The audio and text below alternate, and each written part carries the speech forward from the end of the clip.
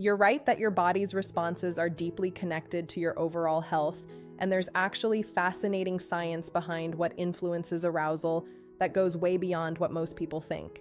If you've ever felt frustrated that things don't work the way they used to, or you're just curious about what actually makes a difference, I want to share something important with you. The research on this is surprisingly clear, and a lot of it contradicts the myths floating around online. Here's what's interesting. Female arousal isn't just about one thing. It's this beautifully complex interplay between your cardiovascular system, your hormones, your nervous system, and yes, your psychological state. And as a urologist, I see patients every week who've been struggling with this, feeling like something's wrong with them, when really they just haven't had access to the right information. So let's talk about what actually works, based on real research from institutions like the Journal of Sexual Medicine, Mayo Clinic studies, and peer-reviewed endocrinology research. Not gimmicks, not supplements with wild claims, just honest, practical information that can genuinely help. First, we need to understand what's actually happening physiologically when arousal occurs. Blood flow increases to the genital tissues, nerve sensitivity heightens, natural lubrication increases, and your brain releases a cascade of neurotransmitters. When any part of this system isn't functioning optimally, you feel it. And here's the thing that surprises most people. The same factors that affect your heart health affect your sexual health. They're not separate systems. Research from the American Heart Association has shown that cardiovascular health is one of the strongest predictors of sexual function in women. Your blood vessels need to dilate properly. Your circulation needs to be efficient. Think about it. Arousal requires increased blood flow to very specific tissues. If your vascular system isn't healthy, that process gets compromised. So what does this mean practically? Regular cardiovascular exercise isn't just good for your heart. Studies have found that women who engage in moderate to vigorous aerobic exercise 3 to 4 times a week report significantly higher levels of arousal and satisfaction. We're talking about activities that get your heart rate up: brisk walking, running, cycling, swimming. The research suggests that just 30 minutes, 4 times a week, can make a measurable difference within about 6 to 8 weeks. But here's where it gets really interesting. The type of exercise matters.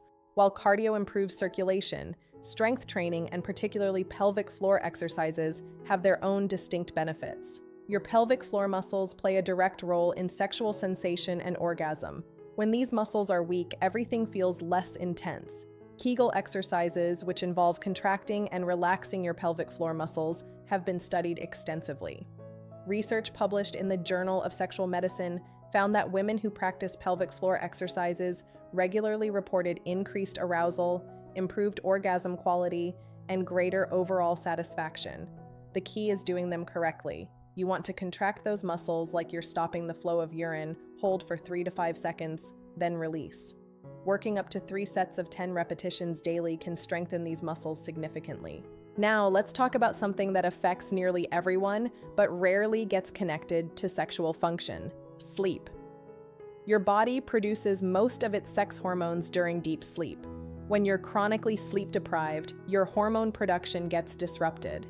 Studies have shown that women who sleep fewer than 6 hours a night have measurably lower levels of arousal and desire compared to those getting 7 to 8 hours. But it's not just about duration. Sleep quality matters enormously. Deep, restorative sleep is when your body repairs tissues, balances hormones, and resets your nervous system. If you're waking up frequently or spending most of your night in light sleep, you're not getting these benefits, even if you're in bed for 8 hours. Here's something practical you can implement tonight. Your sleep environment matters more than you might think. Research suggests keeping your bedroom cool, around 65 to 68 degrees Fahrenheit, promotes better deep sleep. Darkness is crucial too. Even small amounts of light can disrupt melatonin production and affect your sleep architecture. Let's shift to nutrition, because what you eat has a direct impact on arousal, and the mechanisms are pretty fascinating. Your endothelial cells, which line your blood vessels, produce nitric oxide. This molecule is essential for vasodilation, that widening of blood vessels that allows increased blood flow during arousal. Certain foods support nitric oxide production. Leafy greens like spinach and arugula are rich in nitrates, which your body converts to nitric oxide. Beets have the same benefit. Research has found that beetroot juice consumption can improve vascular function within just a few hours. Dark chocolate, specifically with 70% cacao or higher, contains flavonoids that support endothelial health. These aren't miracle foods, but they're supporting the underlying physiology that makes arousal possible. Omega-3 fatty acids found in fatty fish like salmon, sardines, and mackerel have anti-inflammatory properties that support vascular health. Chronic inflammation can damage blood vessels and impair circulation.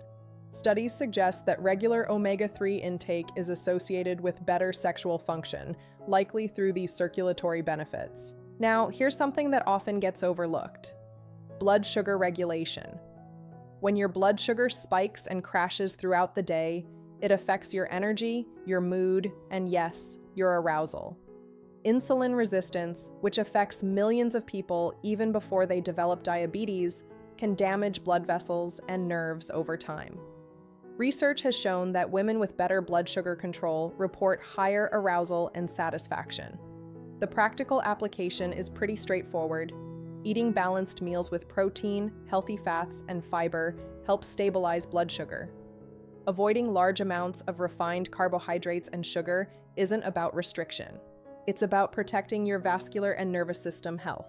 Let's talk about stress, because this is huge and often underestimated. When you're stressed, your body produces cortisol. In the short term, cortisol is helpful. It mobilizes energy and sharpens focus. But chronically elevated cortisol suppresses sex hormone production and keeps your nervous system in fight-or-flight mode. When your sympathetic nervous system is activated, your body is literally preparing for danger. Blood flow gets redirected to your major muscles. Your heart rate increases. Arousal requires the opposite: activation of your parasympathetic nervous system, the rest and digest mode. Research from psychoneuroendocrinology studies shows that women with chronically high cortisol levels have measurably lower arousal and desire. So what actually lowers cortisol? Deep breathing exercises have been studied extensively. Just 5 minutes of slow diaphragmatic breathing can shift your nervous system from sympathetic to parasympathetic activation. Meditation and mindfulness practices have robust research supporting their ability to reduce cortisol. Even regular walking in nature has been shown to lower stress hormones. Here's the thing about stress management: it's not optional if you want optimal sexual function. Your body can't be in survival mode and arousal mode simultaneously. They're physiologically incompatible states. Now let's discuss something that's been getting a lot of research attention lately: the microbiome. Your gut bacteria influence your hormone metabolism, your neurotransmitter production, and your inflammation levels. All of these affect sexual function. Studies have found connections between gut health and both desire and arousal. Fermented foods like yogurt, kefir, sauerkraut, and kimchi support beneficial bacteria. Prebiotic fiber found in foods like garlic, onions, asparagus, and bananas feeds these good bacteria. This isn't about taking expensive probiotic supplements, it's about supporting the ecosystem that already exists in your gut. Let's talk about hydration, because it's simple but genuinely important. Adequate hydration affects blood volume and circulation. When you're even mildly dehydrated, your blood becomes more viscous, your circulation becomes less efficient, and natural lubrication can decrease. Research suggests that many people walk around chronically underhydrated without realizing it. A practical guideline: if your urine is darker than pale yellow, you probably need more water. Individual needs vary, but for most people, that means drinking water consistently throughout the day, not just when you feel thirsty. Now, something that often surprises people: certain medications can significantly impact arousal. Antidepressants, particularly SSRIs, are well known for affecting sexual function. Birth control pills can alter hormone levels in ways that affect some women's arousal. Blood pressure medications, antihistamines, and several other common drugs can have sexual side effects. If you're taking any medications and have noticed changes in your arousal or desire, talk with your doctor. Often there are alternative medications or adjustments that can help. Never stop taking prescribed medications without medical guidance, but don't assume sexual side effects are something you just have to accept either. Let's discuss alcohol, because there's a lot of confusion here. Small amounts of alcohol might reduce inhibitions and help some people relax, but alcohol is a depressant that affects your nervous system. It impairs sensation, delays arousal, and can make orgasm more difficult. Research shows that even moderate alcohol consumption can interfere with sexual function.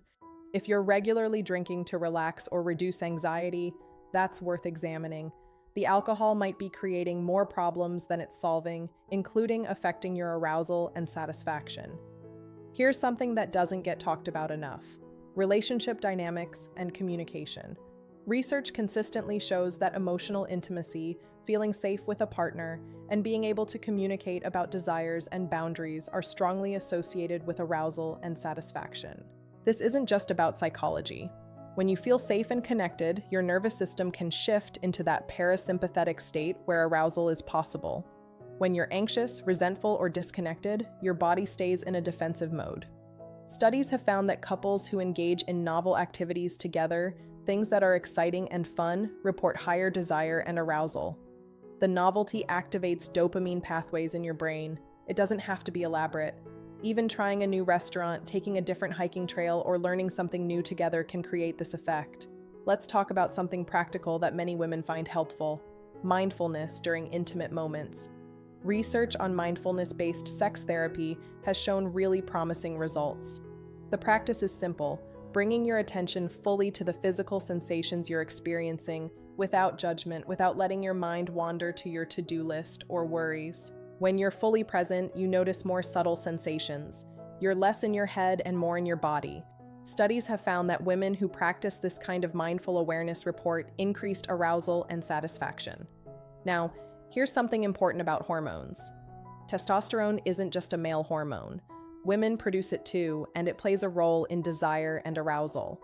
Levels naturally fluctuate throughout your menstrual cycle. They also decline with age, particularly after menopause. If you're experiencing persistent low arousal that's affecting your quality of life, talking with your healthcare provider about hormone levels is worth considering. But here's what's crucial: hormone replacement or supplementation should always be done under medical supervision with regular monitoring.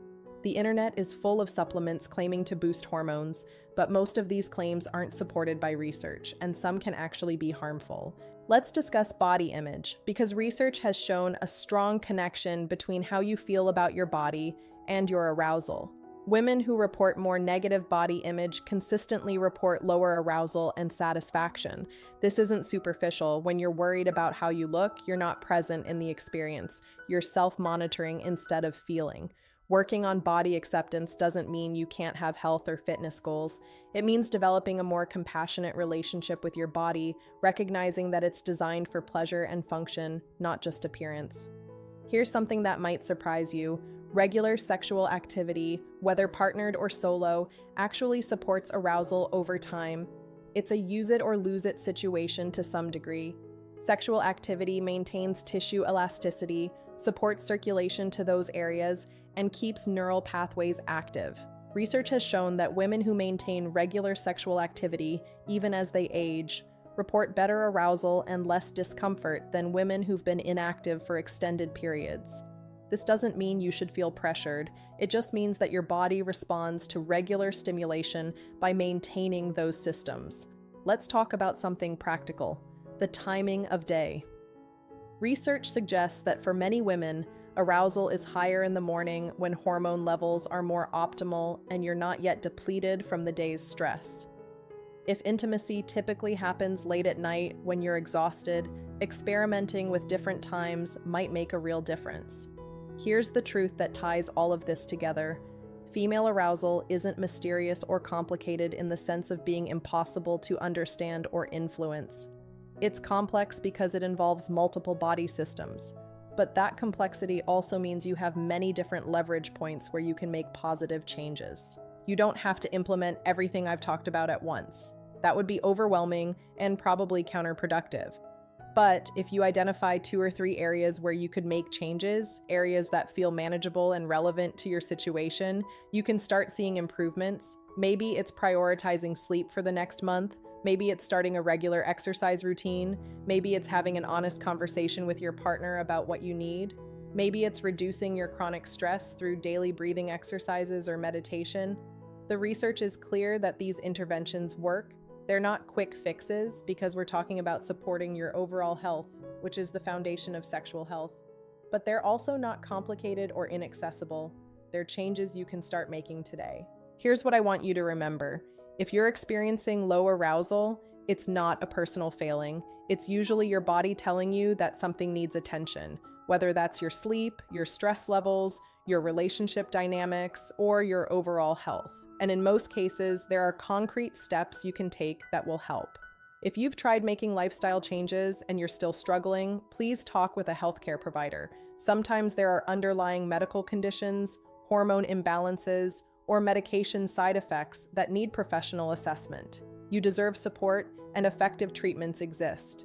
I'm curious, what's one change from this video that resonates most with you? What's something you're going to try? Drop a comment and let me know. And if this information was helpful, consider subscribing because I'm committed to creating content that gives you real science-based information you can actually use. Your sexual health is part of your overall well-being, and you deserve accurate information and support in optimizing both. Thanks for watching and take care of yourself. Claude is AI and can make mistakes. Please double-check responses.